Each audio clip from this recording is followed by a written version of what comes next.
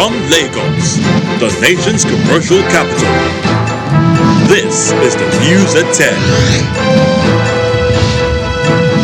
Live from Channels Television. Reporting tonight, Ijoma Onyato.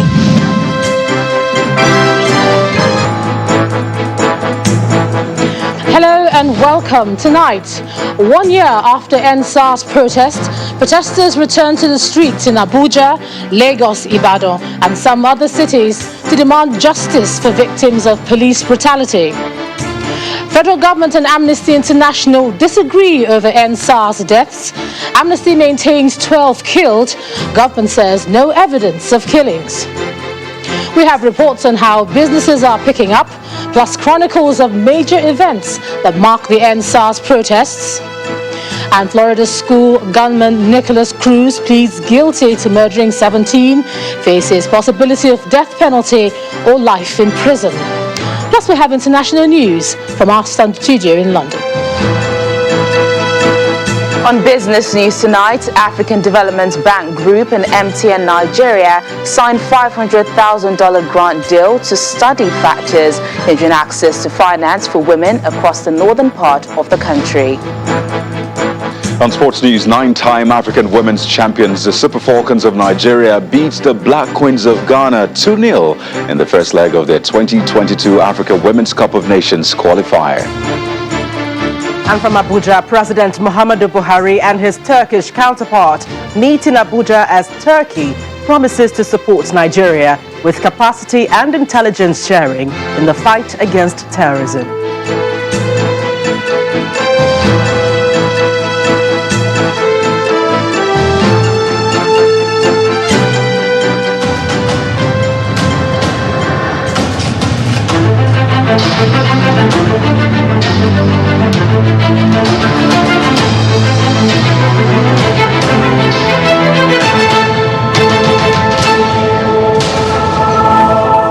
Young Nigerians defied the authorities' warning today in Lagos, Abuja, Benin City and Ibadan as they thronged the streets seeking justice for police brutality 1 year after the ENDSARS protest that took the nation by storm.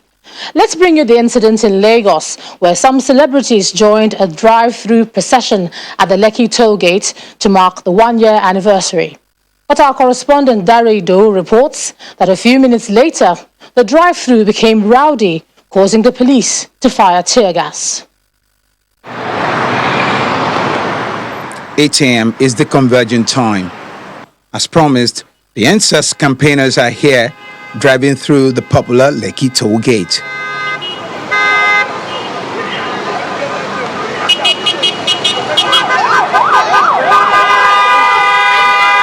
Horns blaring.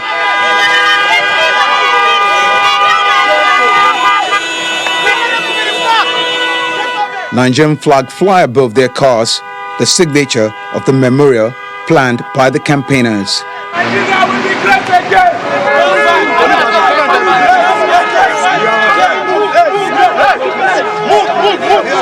Some protesters are also arrested, locked in this van, and later driven to an unknown location.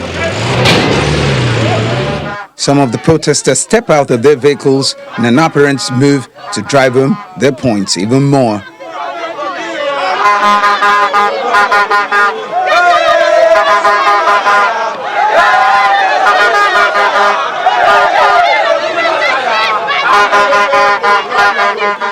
We have come to honor the lives of those that were lost, to show solidarity with our fellow brothers and sisters, with our compatriots, and to make it clear to the Nigerian government that the Nigerian people's lives actually matter.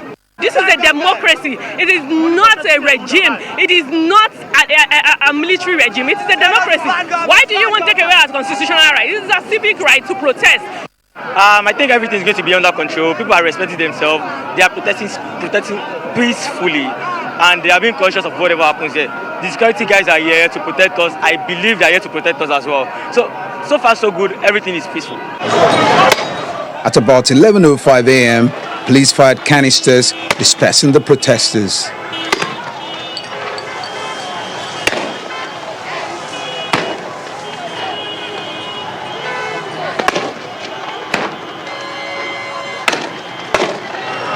Pursue and arrest them. Arrest them. Hold them. Hold them. Hold them, sergeant. Hold them and arrest them. It's been a day of intense activities here at the Lekki Toll Gate, the epicenter of the ENDSARS protests. The protesters have made their statement loud and clear, with the police responding. They said they have exerted minimum force to disperse the protesters. They are not to be on foot, and we agree that they won't come down from their vehicle to address anybody. That is where people will start coming in. That's where people will now start converging. So, and as at the time, I will need to use minimum force to disperse the miscreants, not the protesters. I discussed with them that they have the right to protest, but it should be within the limits of the law. You want to protest from one point to one point, and at one time, and what are your programs? The 2020 ENDSARS protests began from growing agitation against police brutality in the country, but the scope of demands of the campaigners expanded into demands for police reforms and end to bad governance. Dari Idu, Channels Television News. There were similar protests in the nation's capital, where youths from various parts of Abuja observed the peaceful rally. From the Unity Fountain, the youths set out for the National Assembly, but they were intercepted by security operatives. Our correspondent Empress Simon reports that another group also protested in support of the president. It's 1 year after youths across Nigeria staged protests against alleged brutality by the now defunct Special Anti-Robbery Squad SARS, and youths in the nation's capital Abuja are holding a memorial rally despite government's order banning such gatherings. Let them release the names of those 99 people, and let them release the names of those 22 people, and that will give you the initial tally of the number of people that the soldiers killed at Lekki Toll Gate. And we can commence the trial of the person who ordered them. The youths also expressed displeasure over what they describe as lack of willpower on the part of the government to address the issues of human rights violations by security operatives. As I speak to you today, the Nigerian Police Force, the DSS, and all other security agencies consistently to abuse Nigerians' rights. For these youths, their major source of concern is the fact that nothing has really changed 1 year down the line. From the Unity Fountain, they set out to go to the National Assembly, chanting more songs.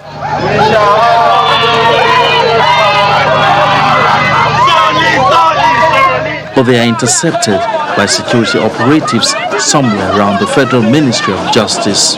These youths plans to go to the National Assembly, where they said they also want to call on lawmakers in the country to join them in agitating against these alleged human rights abuses by security agents. After about 1 hour, the youths yielded and retreated to the Unity Fountain, where they dropped their placards and left.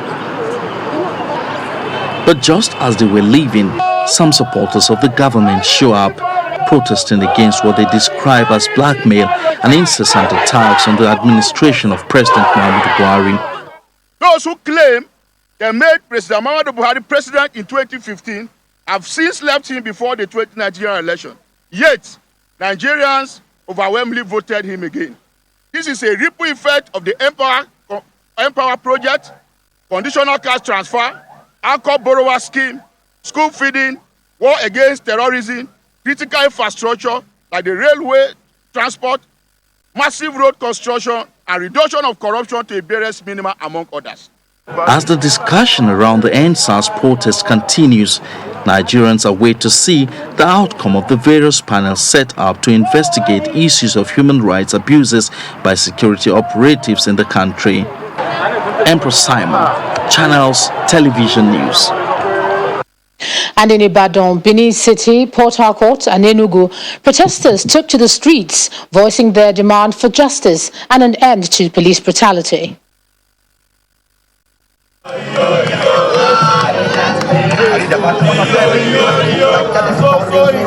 It's a year on, and these ENDSARS protesters are choosing not to forget the occurrence that rocked the country on October the 20th, 2020. Their calls for the government to put an end to the police brutality are still as loud as ever as they continue to demand justice.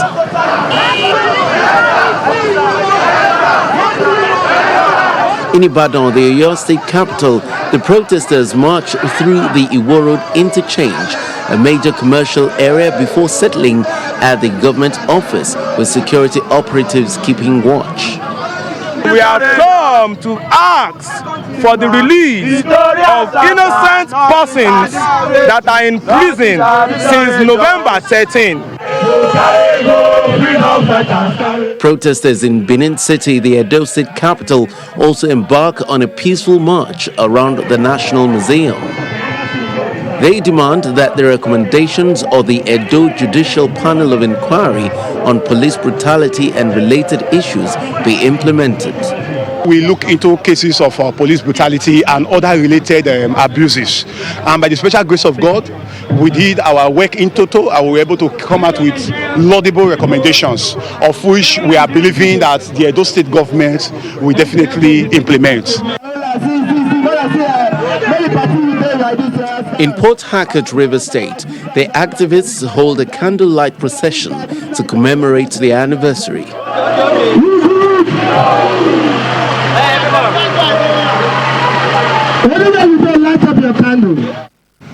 In Enugu, the demonstrators were not allowed to gather for the memorial at the Michael Okwara Square as scheduled. The gate is locked and security operatives who would not allow journalists film are seen around the area, ensuring no one shows up. The ENDSARS demonstration began last year over police brutality, but gradually escalated into nationwide protests in cities across the country. One of the demands of the ENDSARS protesters last year was the psychiatric evaluation of security personnel, especially the police. The federal government is restating its resolve to meet that demand and is asking all security agencies to conduct periodic psychiatric evaluations and drug tests on their personnel. The Minister of Information and Culture, Lai Mohammed, stated this while briefing journalists in Abuja, where he also faulted the reports on the Lekki toll gate shooting, alleging the killing of protesters. We are once again reiterating what we said a year ago, that one, the military did not shoot at protesters at the Lekki toll gate on October 20, 2020. And there was no massacre at the toll gate. Amnesty International, CNN, and Runaway DJ and others like them should apologize for misleading the world that there was a massacre at the Lekki toll gate. Already as resolved by NEC, a number of states have set up victims' compensation funds, from which several victims have already received payment of sums awarded to them by the panels. NEC called on the leadership of the security agencies to ensure that A, persons recruited into arms-bearing security agencies undergo psychiatric evaluations and drug tests before enlistment and periodically.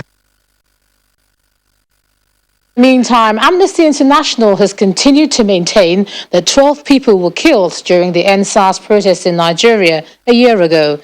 In a statement today, Amnesty International says an investigation by the organization found that the Nigerian army and police killed at least 12 people on October the 20th, 2020 at the Lekki toll gate and Alausa in Lagos. It adds that it was able to establish that pro-government supporters instigated violence at many of the demonstrations, providing cover for the police to use lethal force against peaceful protesters. The organization also found that detained protesters were tortured and refused or denied immediate access to lawyers. 1 year on, Amnesty explains that despite what it calls the gravity of offense, no security operative has been prosecuted by the authorities. The body calls on President Muhammadu Buhari to fulfill his promise of reforming the police to end the reign of impunity that Nigerians have been protesting against for many years. In part 2, after the break, more on the ENDSARS protests and the events which culminated in the 2020 nationwide demonstrations. That's in a moment. Please join us, guys.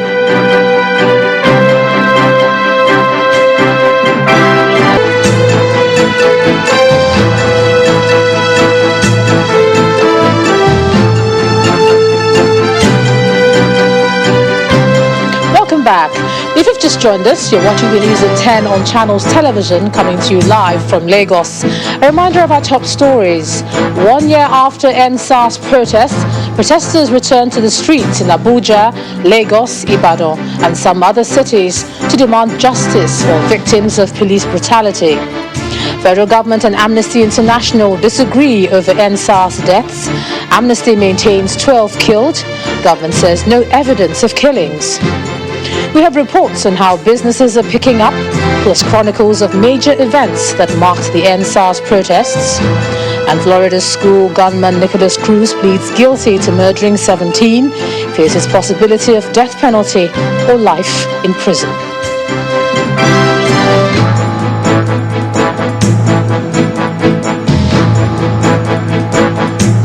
What started as a demonstration by a group of young people in 2020 spread like wildfire to other parts of the country.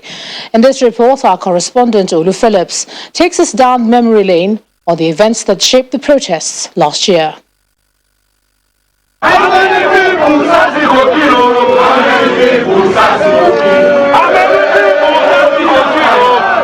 It started with a 72-hour sit-tight by some youth protesters at the House of Assembly Drive in Alausa in Ikeja, some meters away from the state governor's office.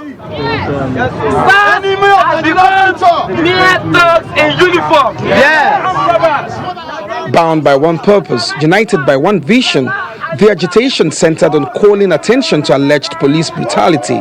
It later became christened ENDSARS.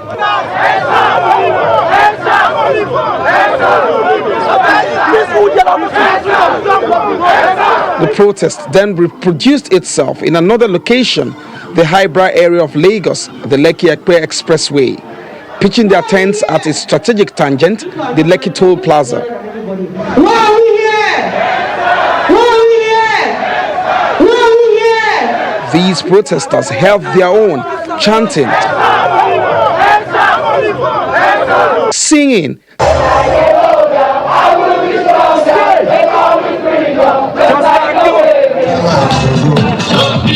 dancing, but bent on getting their demands met. Those demands later crystallized to what became the 545 demand, and it included scrapping of the anti-robbery squad SARS of the Nigerian police force over reports of brutality and extrajudicial killings, release of all persons arrested and justice for victims of police brutality, setting up of an independent body to oversee the investigation and prosecution of all reports of police misconduct within 10 days, psychological evaluation of all disbanded SARS officers before they can be redeployed, and increase police salary so that they can be adequately compensated for protecting lives and property of citizens. Although there were versions of ENDSARS protests in other parts of the country, as a people with one song, with one voice. The Lagos campus was more pronounced and intense, paralyzing business activity, especially at the CBD areas.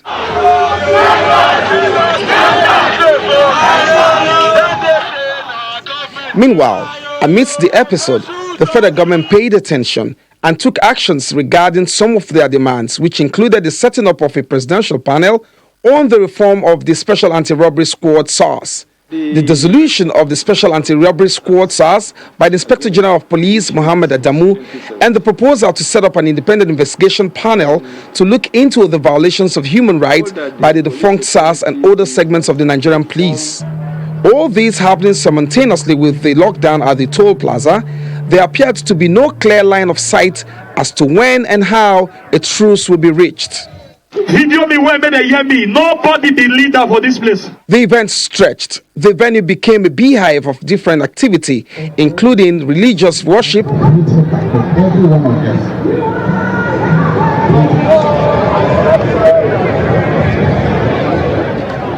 up until the 20th day of October 2020 and the aftermaths witnessed in different scales. Shoot! Let them shoot, let them shoot. No problem! No problem! Everyone sit down, sit down!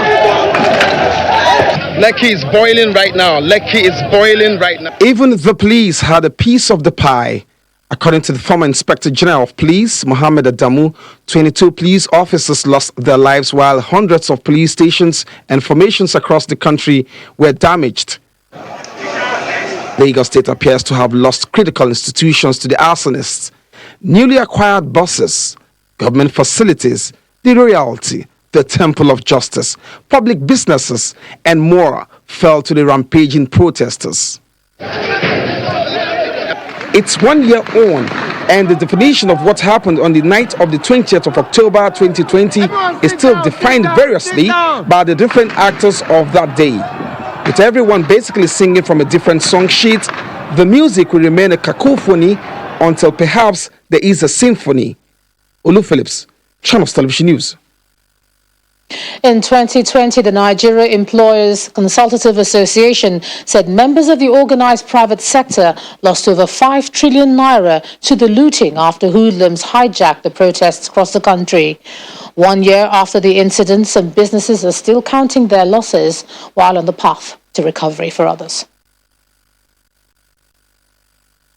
5 trillion naira. That's the estimate of the total value of economic losses from businesses nationwide during the ENDSARS protest in 2020. A report from SBM Intelligence titled Protest and Business stated that 29% of businesses surveyed lost between 500,000 naira and 1 million naira, 14% lost between 150,000 naira and 500,000, and 14% lost less than 150,000 naira. The study was carried out in 3 areas in Lagos State. This is ShopRite in Surulere. Look at what This is a scene from a looted shop in the Surulere area of Lagos. In the aftermath of the ENDSARS protest, several shops in this complex were also affected. 1 year on, Sade Salami, who runs a clothing outfit, chronicles her journey to recovery. We lost a whole lot. A whole lot. Sometimes I wake up and I'm really angry. You know, you try to let it go, yes, but it's upsetting because I have the footage.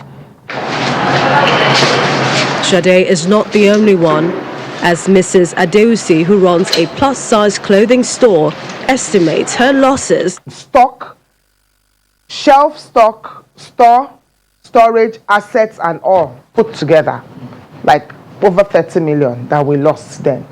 Yes, I got that letter, but the problem I have with the state government is that their criteria for reimbursing was very funny. With the current situation, rebuilding businesses will not be an easy feat to achieve. But with the hard work of business owners and the promises of government, better days may be ahead. Another demand by the ENDSARS protesters was the setting up of a panel to compensate victims.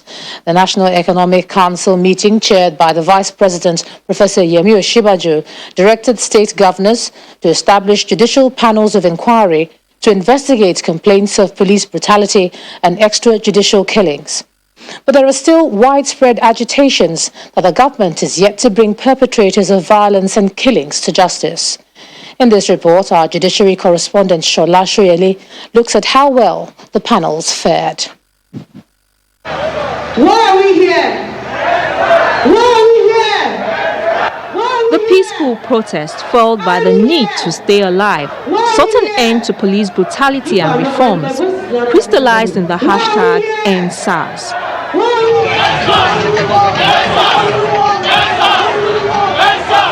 The young Nigerians had their demands, the 5 for 5, and one of them was for the government to set up an independent body to oversee the investigation and prosecution of all reports of police misconduct. In compliance with the demand, the National Economic Council, NEC, chaired by Vice President Professor Yemi Osinbajo, recommended the establishment of judicial panels nationwide to address complaints of police brutality after the president dissolved the police SARS unit. We pray God at the end of the day to inform our members. 29 states and the FCT set up judicial panels of inquiry, which includes representatives of the youth, government and civil society, and almost 3,000 petitions were submitted across the states before these panels. A press release dated October the 15th, 2021 from the Office of the Vice President said that NEC had received reports from 28 states that established judicial panels. The release also said that 11 states had submitted their final reports, while Lagos, which recently concluded its sitting on Monday, October 18, 2021, had only submitted an interim report. In most of the states which submitted its report to government, key recommendations have been made for compensation to victims of police brutality and extrajudicial killings, some of which have been made public. Thank you very much. In the Northwest, Kaduna and Katsina stood out as the only states that set up judicial panels, while the 5 other Northwest states refused to do so. Borno and Yobe in the Northeast did not also set up panels, but most of the other states which did failed to make public the figures recommended for compensation. At its October 15 meeting, NEC resolved that payment of compensation to victims should proceed in each state. It also resolved to ensure the prosecution of persons indicted by the various state panels. But despite these resolutions, there are still widespread agitations that government has not done enough to bring to justice perpetrators of violence and those alleged to have shot at peaceful protesters during the October 2020 ENDSARS protests.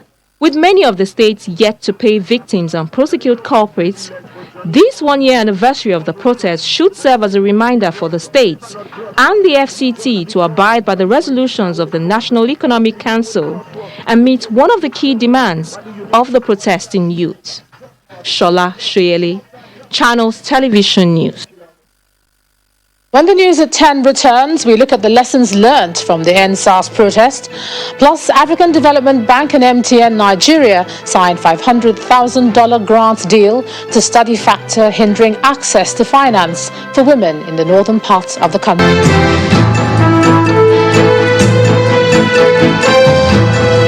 Welcome back to the news at 10. Now, what lessons have been learned from the experience of the ENDSARS protest? A senior advocate of Nigeria, Ebun Olu Adeborua, who represented the civil society at the Lagos ENDSARS judicial panel, says the police should allow protesters use their freedom of expression. He stated this while featuring as a guest on our breakfast show, Sunrise Daily. There will always be protests. There will always be issues that the people, whether youth, whether politicians, whether civil organizations, or indeed the masses of our people, will disagree with government on certain policies. You cannot generally sit down and outlaw expression because it's a freedom granted by the Constitution. So I am surprised, for instance, that we are still at a stage whereby a commissioner of police will say we have banned gathering together. We will only allow such and such. We will only allow indoors. We will only allow virtual. I thought that by now we probably, even without the panels, have a common agreement on the mode of engagement between people who are dissatisfied with government policies and indeed the agencies saddled with the responsibility of law enforcement, so that we can have a situation whereby people will gather to protest and the police will be there in their midst, offer protection, shield them around, and ensure that nothing amiss, will occur, either to people who are not part of the protest or even to the protesters themselves. That's what I mean by saying that it seems that we have not learned a lesson from the ENDSARS protest. But in terms of the compensation to victims that appeared before us, I had no doubt at all that some kind of relief came their way from the Lagos panel in particular, and eventually probably from the other panels of other states when their recommendations get to the government.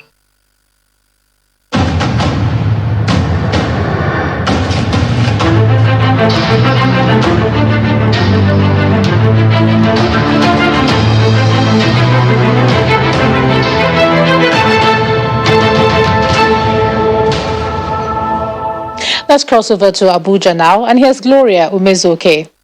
Gloria? Hello, Joma. We begin with the Turkish president, who has promised to use every resource available, including capacity and intelligence sharing, to help Nigeria advance the fight against terrorism. President Recep Erdogan particularly noted that the Fethullah terrorist organization, the group behind the failed July 15, 2016 coup attempt, which left nearly 300 people dead in Turkey, is still illegally active in Nigeria. He stated this today after holding bilateral talks with President Muhammadu Buhari, who hosted him on a 2-day official visit to Nigeria. After 5 years, the Turkish president, Recep Tayyip Erdogan, who last visited Nigeria in 2016, is back. President Muhammadu Buhari receives his Turkish counterpart, who is on a 2-day official visit at the forecourt of the presidential villa, as the two countries look to reassess bilateral relations. Behind closed doors, the two leaders give consideration to about 24 bilateral agreements and memorandum of understanding. In a press conference, the burning subject of terrorism is also central. Through an interpreter, the Turkish president is hoping to fish out the Fethullah terrorist organization, the group behind a failed coup attempt in Turkey, still active in Nigeria. As you are probably aware of the fact that Turkey has been fighting against terrorist organizations for many, many decades, the perpetrator of the heinous failed coup of July the 15th, FETÖ, is still illegally active in Nigeria. And we are continuously sharing our intelligence with the Nigerian interlocutors and authorities. I hope and pray that our Nigerian brothers will forge a closer solidarity in this field with us, the Republic of Turkey. Turkey and Nigeria has also signed 8 major agreements across various sectors. As a positive outcome, 8 major agreements, memorandums of understanding on a number of the key sectors, including energy, defense industry, mining, and hydrocarbons, among others, were signed today. We have agreed that implementation is to commence immediately. Thank you very much.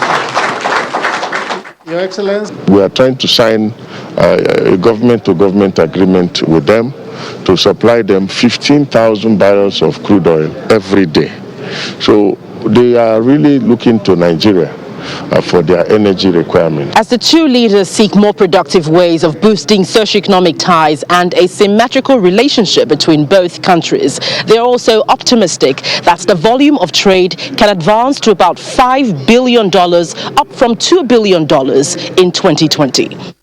Well, still talking about tackling insecurity, the Kaduna state government says that at least 888 people were killed in violent attacks by bandits in various parts of the state in the last 9 months. And this is according to the quarterly security report presented by the state government.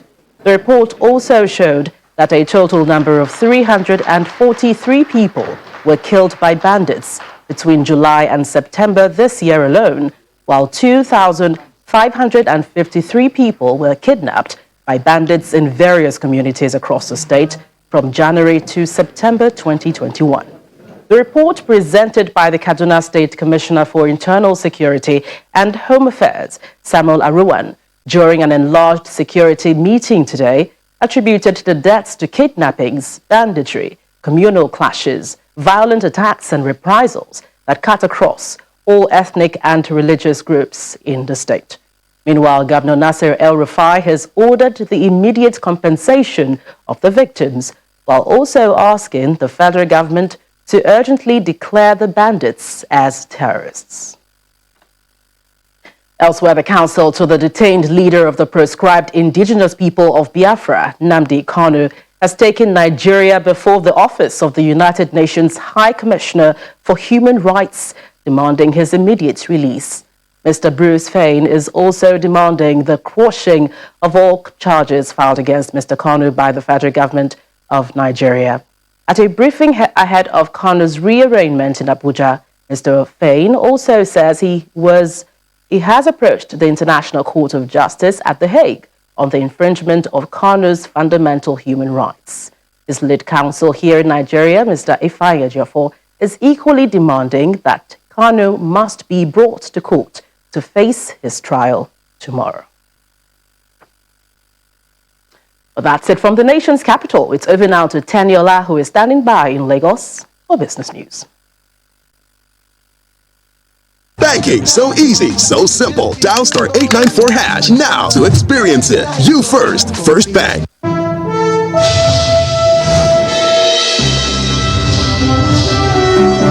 Thanks a lot, Gloria.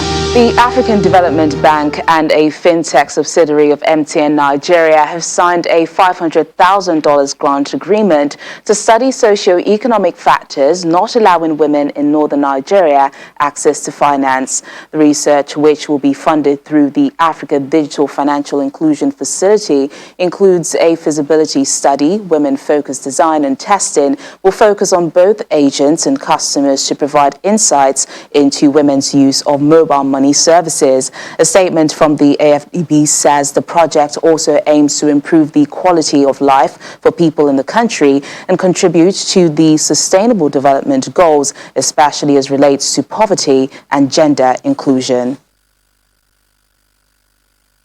And over to the stock market was resumed from the Muslim holiday to a 0.25% rebound from the previous 0.71% loss, as year-to-date return hits 2.43%. Let's hear more from Will Ibong.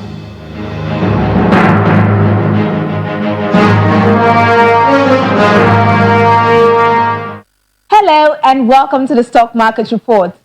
The NGX market is coming back stronger after its bearish relapse on Monday and going on a one-day holiday on Tuesday.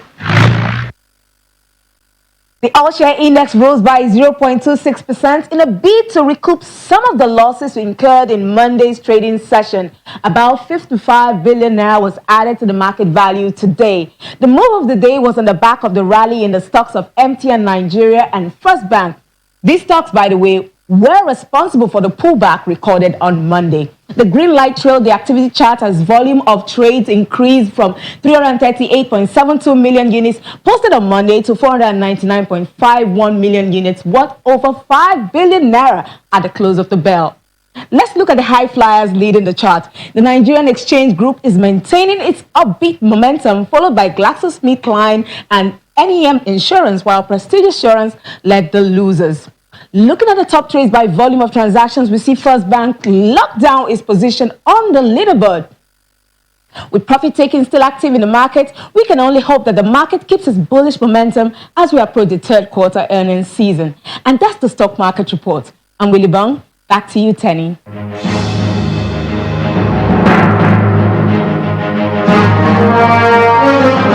Thanks a lot, Will. Well, U.S. stock market also ended in the green as the Dow Jones Industrial Average jumped to a record on better than expected earnings report and a new record in the price of Bitcoin. There are some global markets closing figures for the day.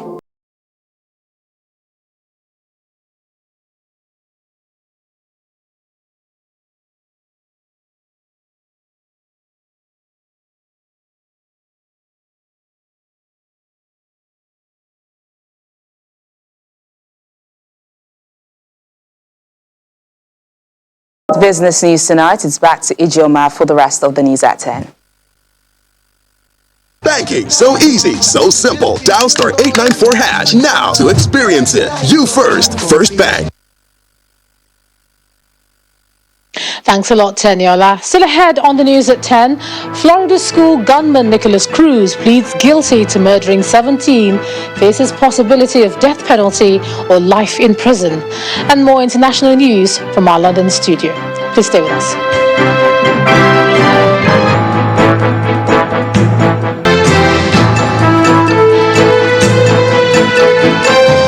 23-year-old Nicholas Cruz has pleaded guilty to murdering 17 people in a 2018 mass shooting at a high school campus in Parkland, Florida.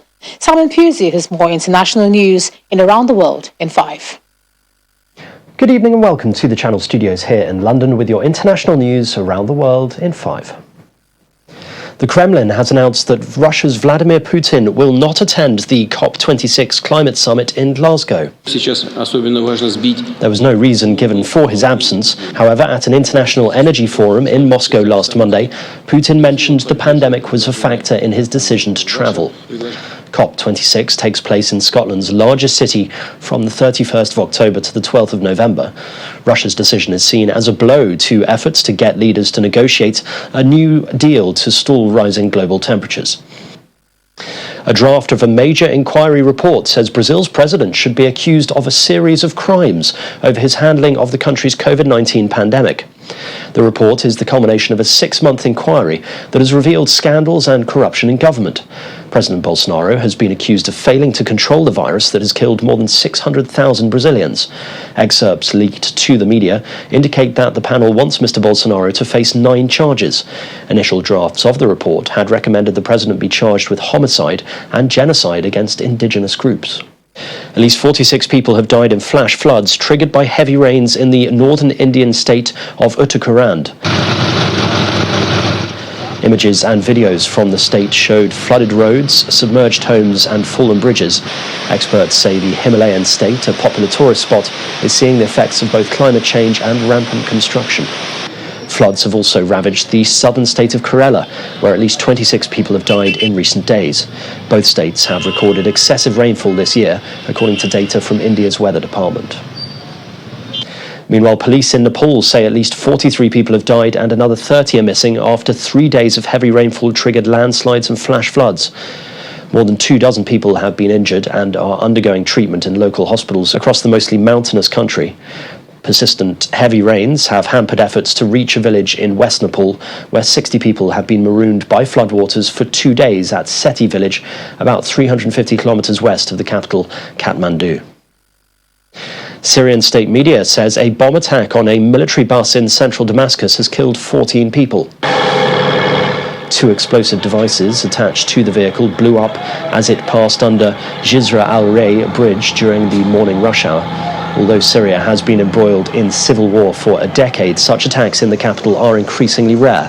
Soon afterwards, army shellfire also reportedly killed at least 10 people in the opposition-held northwest. Britain's Queen Elizabeth, the world's longest reigning monarch, has cancelled a planned visit to Northern Ireland and accepted medical advice to rest for the next few days. The Queen, who has reigned for almost 7 decades, had reluctantly accepted medical advice to rest for a few days, according to the palace. The 95-year-old had been due to undertake a series of engagements today and tomorrow. A source said the Queen's decision was not related to COVID and that she was in good spirits. Russia has reported a record 1,028 coronavirus-related deaths in the last 24 hours, leading authorities to press for stricter health restrictions. Moscow's mayor announced 4 months of stay-home restrictions for unvaccinated over 60-year-olds on Tuesday. Meanwhile, the Russian government has proposed a week-long workplace shutdown to try to cope with fast-rising cases that the Kremlin has blamed on Russia's slow vaccination campaign. The Olympic flame for the 2022 Beijing Winter Olympic Games has been lit at a welcoming ceremony in Beijing. The welcoming ceremony was held at the Olympic Tower after the torch arrived from its home in Athens. A series of torch relay activities have been scheduled in the run-up to the Winter Olympic Games in February 2022. And finally, a young boy has become the centre of attention at Pope Francis's Wednesday general audience after he walked onto the stage and attempted to steal the pontiff's white papal cap. San Pablo a los Gálatas. The boy, who was about 10 years old, approached the Pope at the start of the audience in the Vatican's Paul VI Hall, but caused no alarm for security officials who did not try to stop him. The boy, who the Pope later said had a medical limitation, returned to the centre several times, pointing to the Pope's white skull cap, known as a succhetto, and his persistence paid off. He was given a succhetto, prompting applause and laughter from the crowd. And that's your international news around the world in 5. Now back to the channel studios. Well, to sports news now, it was a good outing for 9-time African champions, the Super Falcons of Nigeria, who beat the Black Queens of Ghana 2-0 in their 2022 Africa Women's Cup of Nations first leg clash at the Mobolaji Johnson Arena earlier this evening. Uche Kanu scored both goals as the Super Falcons take a big step towards securing a place at the women's biggest football tournament in the continent. On the way to the UEFA Champions League, Gerard Piqué sparked Barcelona's flailing campaign into life by scoring the only goal in a 1-0 win over Dynamo Kiev. Cristiano Ronaldo scored a late winner as Manchester United staged a stunning comeback from 2 goals down to beat Atalanta 3-2 at Old Trafford. Holders Chelsea, who were rocked by injuries to Romelu Lukaku and Timo Werner, got their Champions League campaign back on track with a 4-0 win against Malmo. And Dejan Kulusevski struck with the decisive late goal to give Juventus a 1-0 win at Zenit St. Petersburg. And that sports news is back to you, Gemma. Thanks a lot, Coyote. And the main news again.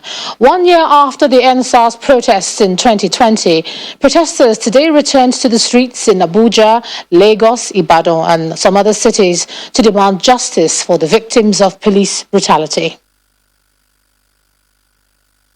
And that's the news at 10 tonight. Thanks a lot for staying with us. We now leave you with sights and sounds of the ENDSARS anniversary. I'm Ijoma Hunyato. Good night.